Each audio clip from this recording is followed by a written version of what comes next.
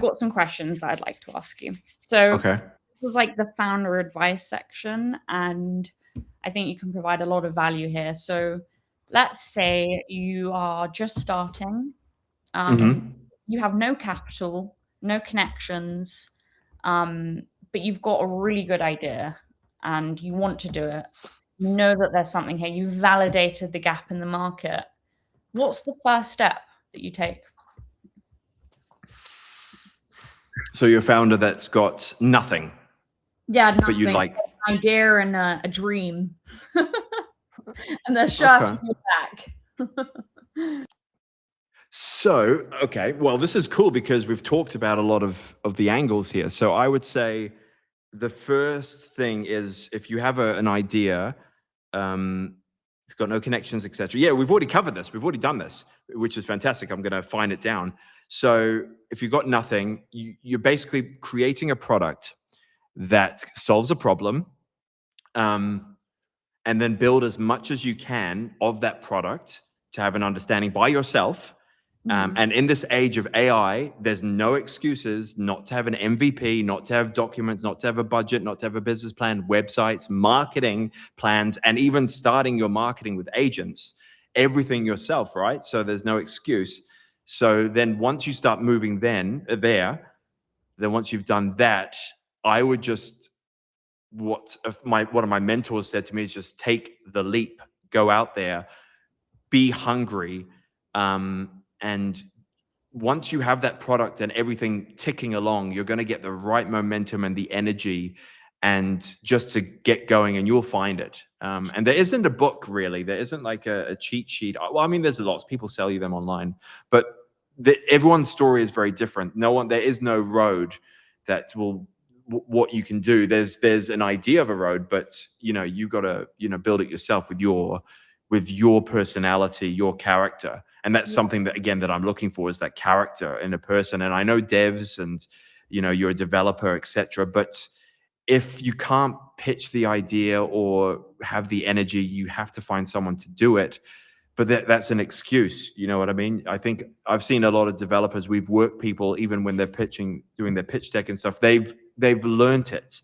And once they go, oh, that's not what I do, I'm like, limitations right there. You've just put a limitations on yourself there, and you've actually restricted yourself, and you're wasting investors' money because you need to now get money to get someone to pitch it for you. So you're burning money, and that comes right back to you're not good with money. If you're not good with money, that amount of money that you're going to have is you won't have a good run rate, and then it's out. So you really need to either find someone that's close to you that's not going to cost a lot, and make it fair. Everything needs to be about fair. Make sure that they're incentivized from day one, and they know no willy-nilly, oh, we'll talk about it later. No, they have a firm idea. You got to commit. They need to commit. And the biggest thing that you can do is go out there and fail miserably. Take massive risks and be an idiot, go on stage, fail miserably. You have to. And once you've done it, and once you've done it right, once you've failed miserably, and that's why I say at the beginning, you're going to go out there, you're going to do your first presentations for 15 minutes, and you're going to suck. And if you suck, that means you've done it. You've sucked. Now you can only get better. And then it's about being honest with yourself. And that's a big thing. But you need to solve all those problems and create the content, attend the events, be hungry. I love and you've approached it from a real solo entrepreneurship, which I think is much more doable now with AI. You can be a solo founder. It's very, very possible. But for me, the two pieces of advice that I would give are very similar to yours. And one is that if you don't have the skills and attributes, you need to find someone that does, right? So for me, I'm strategy, I'm marketing, I'm big picture thinking. My co-founder is a full stack developer, and we complement each other very well because he brings structure and logic and operations, something that I find challenging. So find the co-founder that can complement things that you lack, because you can't ever be you can if you're incredibly lucky. That I've met people that have literally tech, marketing, all of it, and that's, they're a unicorn. But it's about accepting what you don't have. But then also, if you're in a city, there's going to be many events that you can attend. Get on Luma, get on Eventbrite, get on Meetup, find free events and start to build your network.